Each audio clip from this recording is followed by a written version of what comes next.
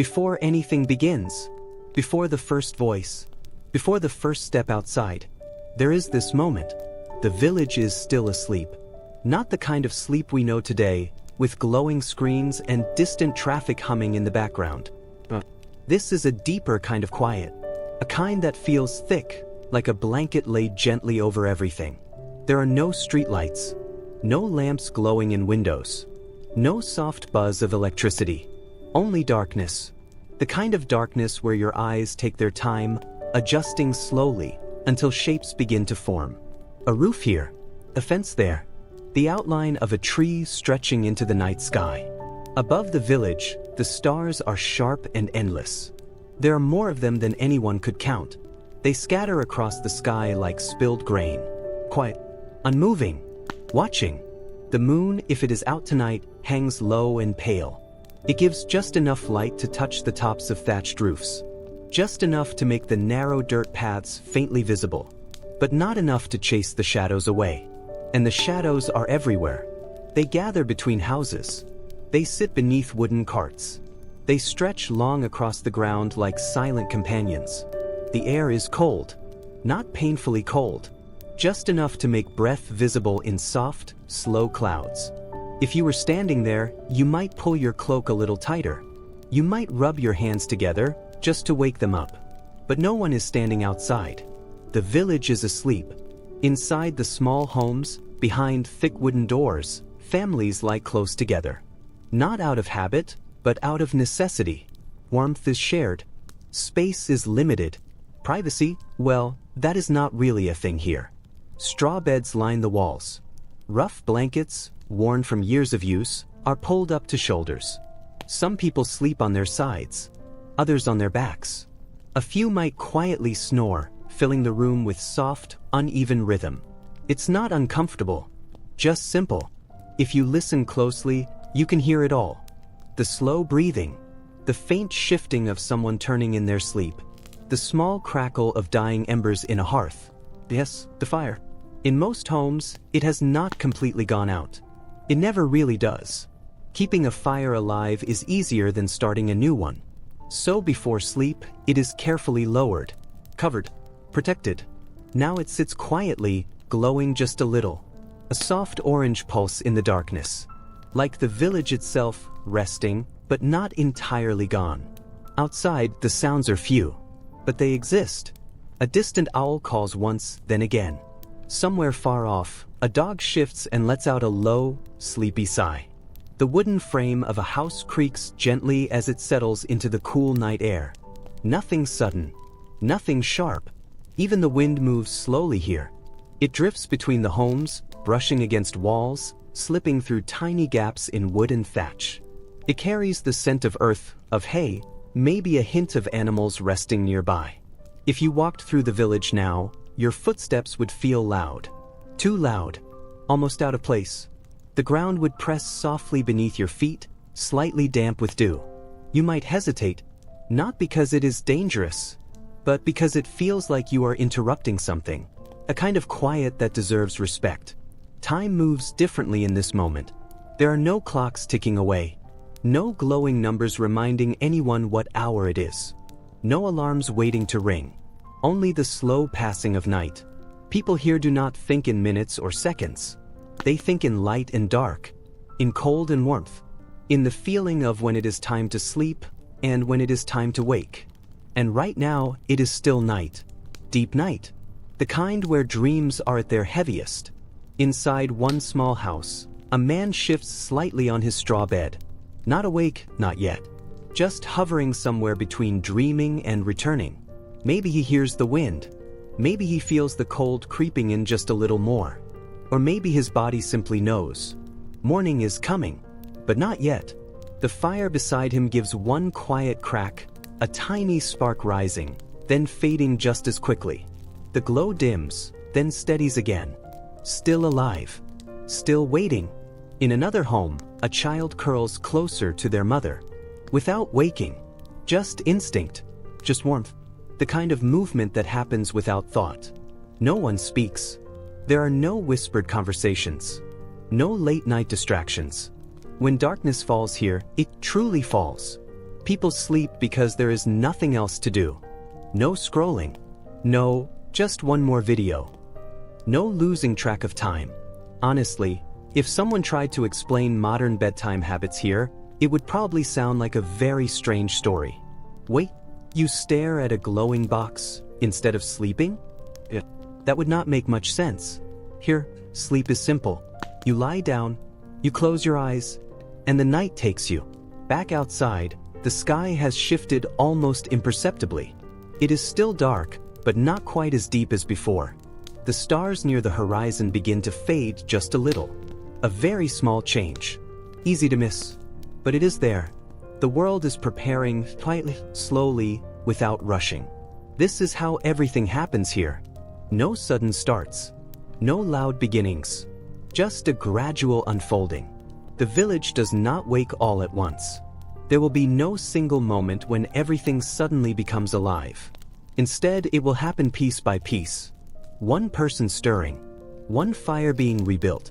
One door opening. But that comes later. For now, the village rests. Wrapped in darkness. Held in silence. Balanced perfectly between yesterday and tomorrow. If you were to stay here just for a moment longer, you might begin to feel it too. That slowing down. That quiet. That sense that nothing needs to happen right now. And maybe, just maybe, you would let your eyes close as well. Because in this village, before the sun, before the first sound of morning, there is only this. And it is enough. The night has not fully left yet. But something is changing. Not in the sky, not in any big, obvious way. The stars are still there. The darkness still holds the village. Most people are still deep in sleep. But inside one small house, someone wakes. Not suddenly. There is no alarm. No sharp sound pulling them out of rest. Just a slow return. A quiet rising from sleep, like drifting up through water.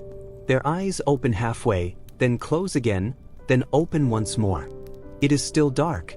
For a moment, they stay still, listening, feeling the cold air against their face, the faint stiffness in their body from yesterday's work. This is not unusual.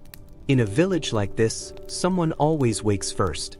Not because they have to, but because the day begins with them. Carefully, slowly, they shift under the blanket, trying not to wake the others. A small movement here matters. Space is shared. Every sound travels. A quiet breath in, a quiet breath out. Then they sit up. The cold notices immediately. It slips in through the gaps in their clothing, brushing against skin that had been warm just moments ago. Enough to make them pause, just for a second. Yeah, getting out of bed is never easy. Even 1,000 years ago. Some things really don't change. Their feet touch the ground. From slightly uneven, packed earth, worn down by years of footsteps. It holds the memory of the night's chill. They stand slowly, stretching just a little. Not a full stretch. Just enough to wake the body. No rush. There is never a rush here. Across the room, the fire waits. Or what's left of it. The hearth is quiet now. The bright flames from the evening are gone.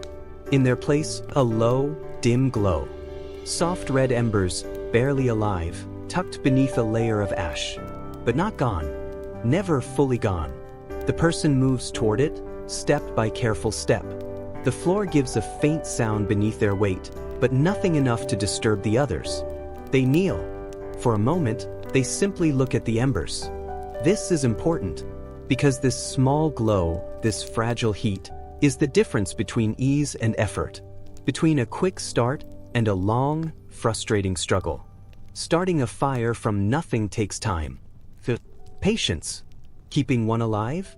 That's smarter. With steady hands, they reach for a small piece of wood.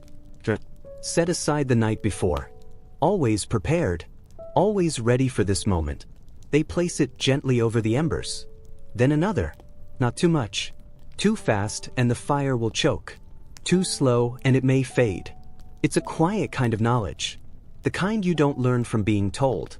The kind you learn from doing over and over until your hands just know. They lean closer. A soft breath leaves their lips. Not strong. Not forced. Just enough to encourage. For a second, nothing. A faint flicker. But real. The flame catches at the edge of the wood, almost unsure of itself.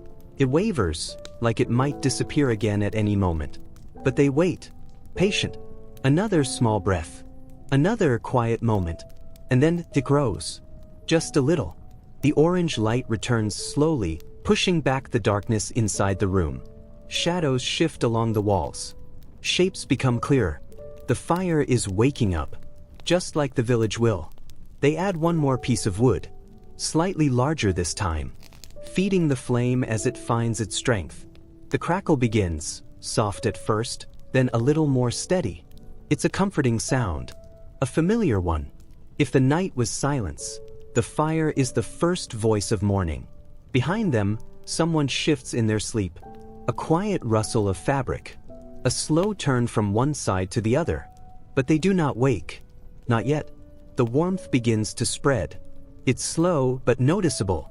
The cold that filled the room starts to pull back inch by inch. The air softens. The sharp edge of morning fades just a little. The person near the fire holds their hands out toward it. Palms open, feeling the heat return. There is something calm about this moment. Something almost peaceful. No thoughts of the long day ahead. No list of tasks waiting. Just this. Fire. Stillness. Outside, the world remains quiet. But if you listen closely, very closely, there are hints. A distant bird, not quite singing yet, but awake. A soft movement from the animals nearby. The faintest suggestion that night is loosening its hold. Inside the house, the light from the fire now touches everything. The edges of wooden tools resting against the wall. A clay pot near the hearth. The outline of sleeping figures beneath blankets. It turns the room from a place of shadow into a place of shape, of life. The person reaches for a simple tool, maybe a stick, maybe a small iron rod, and gently adjusts the wood, making space, letting the fire breathe. Again, this quiet skill. No wasted movement, no hesitation. They've done this hundreds of times, maybe thousands. And every morning it is the same. The fire fades. The fire returns. The day begins. There's something steady about that. Something reliable. In a world where so much depends on weather, on crops, on things no one can control, this small act remains certain. You wake. You tend the fire. You begin again. Another soft crackle fills the room. This time a little louder. A small flame lifts higher, stronger now, casting a warmer glow. The kind that reaches the corners. The kind that makes the space feel alive again. Behind them, a second person stirs.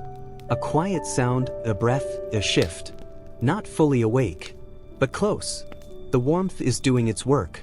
Morning is not here yet, but it's on its way. And it starts like this.